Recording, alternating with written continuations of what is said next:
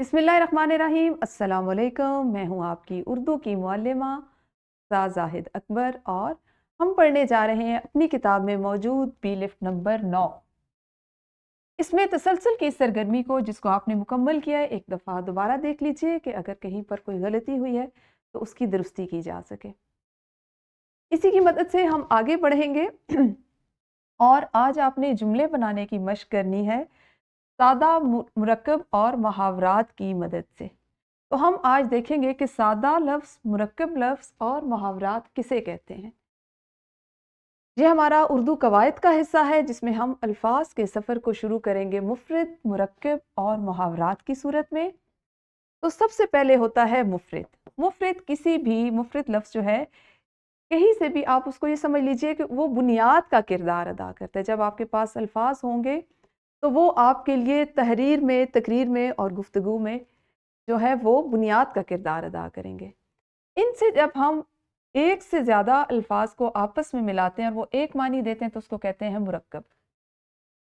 और मुरक्कब क्या है, वो आपकी तहरीर में उसको तामीर करने में इस्तेमाल होता है। यानी आप मुख्तलिफ अल्फाज जो मुरक्कब की सूरत में होते हैं उनको इस्तेमाल करते हैं तो वो आपके लिए एक एक बुनियाद या एक दीवार जो बन चुकी है, बुनियाद जो बन चुकी है उस पे दीवार का काम देते हैं। फिर हम बढ़ते हैं जनाब मुहावरात की तरफ। तो मुहावरात क्या है, वो उसमें खूबसूरती का अंसर पैदा करते हैं।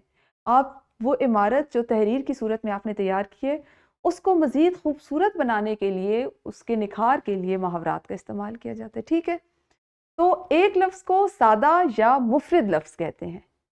ये अकेला लफ्ज़ अपना मुकम्मल मानी देता है। ठीक हो गया जी। दो या इससे ज़्यादा अल्फाज मिलकर जो एक मानी या एक मफहूम अदा करें उसको हम मुरक्कब लफ्ज़ कहते हैं या उनको हम मुरक्कब अल्फाज कहते हैं। जब दो या दो से ज़ायद मुफरद अल्फाज एक मानी में इस्तेमाल हो। अल्फाज का बाहमी मिलाप जो एक ही मानी दे उसको हम कहेंगे मुरक्कब अल्फाज। और लफ्ज़ मुरक्कब का मानी है मजमुआ या जमा किया हुआ। फिर आ जाती है बारी मुहावरात की। मुहावरात क्या होते हैं, वो आपकी तहरीर में बिल्कुल एक नई जान, एक नया रंग ले आते हैं।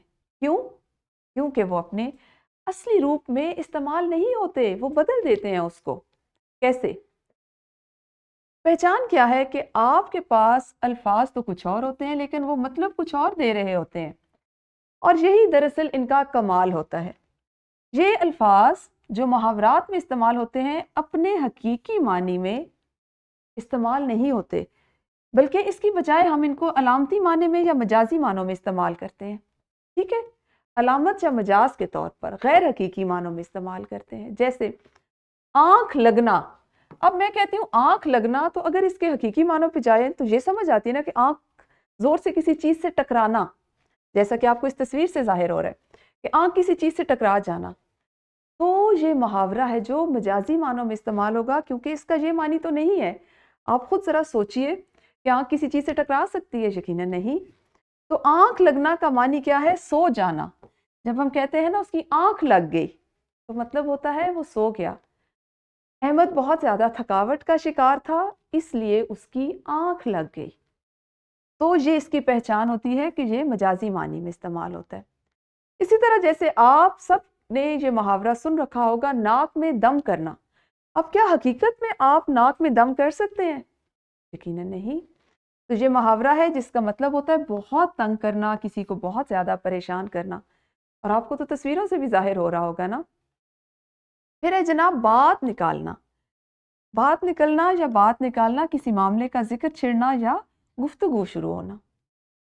अब बात यह है कि हम मुहावरात को अपनी तहरीर में इस्तेमाल क्यों करते हैं। तो जैसे मैंने आपको इब्तिदा में बताया कि जो इमारत तहरीर की सूरत में आपने मुफरद और मुरक्कब जुमलों की सूरत में कायम की है उसको खूबसूरत बनाने के लिए उसमें अच्छे अच्छे पौधे हैं, उसमें दीवारों पर खूबसूरत रंग हैं, बेल बूटे हैं, तो वो मुहावरात हैं। वो मुहावरात की मदद से आप इनके अपने जुमलों को मानीखेज और खूबसूरत बनाते हैं। ठीक है, जैसे अब यहाँ पे आपके पास एक मिसाल है। मैं कहती हूँ वो सो गया। ये एक सादा जुमला है, सादा अल्फाज के साथ। अच्छा, मैं कहती हूँ जैसे मैंने जुमला बनाया कि अहमद बहुत ज्यादा थकावट का शिकार था इसलिए कुछ देर के लिए उसकी आंख लग गई। احمد سو گیا زیادہ سننے میں اچھا لگ رہا ہے، یا احمد کی تھکاوٹ کے باعث کچھ دیر کے لیے آنکھ لگ گئی یہ اچھا لگ رہا ہے؟ یقیناً یہ والا، اس کی آنکھ لگ گئی، تو یہ زیادہ مؤثر ہے اور زیادہ بہتر ہے۔ تو یہی چیز آپ نے ابھی سیکھی، اس کو آپ کی کتابوں میں بھی موجود ہے، آپ مزید اس کو پڑھ سکتے ہیں۔ سیکھنے کے بعد اس کا عملی کام کرنے کا وقت ہے، جو آپ کریں گے جناب تدریسی جانچ کی صورت میں۔ یہاں سے آپ سادہ اور مرکب الفاظ تلاش کریں گے اور ان سے جملہ سازی کریں گے، اور گھر جا کے آپ نے کتاب تمرین و جائزہ کی نکھار کی سرگرمی کو مکمل کرنا ہے۔ اپنا بہت خیال رکھیے گا۔ اللہ حافظ، شکریہ۔